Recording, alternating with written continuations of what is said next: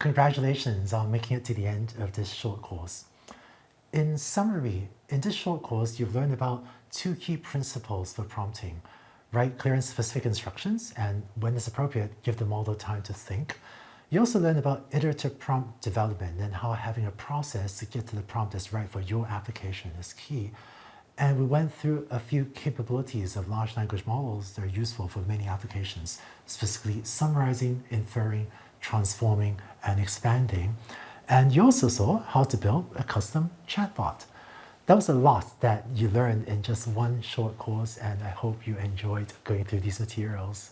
We hope you'll come up with some ideas for applications that you can build yourself now. And please go try this out and let us know what you come up with. No application is too small. It's fine to start with something that's kind of a very small project with maybe a little bit of utility, or maybe it's not even useful at all. It's just something fun.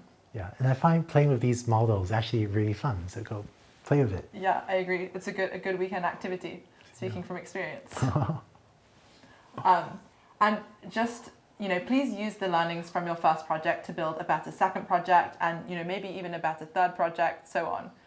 That's kind of how I have kind of grown over time using these models myself as well. Or if you have an idea for a bigger project already, just go for it. And as a reminder, these kind of large language models are a very powerful technology, so it kind of goes without saying that we ask you to use them responsibly, and please only build things that will have a positive impact. Yeah, fully agree. I think in this age, people that build AI systems can have a huge impact on others. So it's more important than ever that all of us only use these tools responsibly. And I think building large language model-based applications is just a very exciting and growing field right now.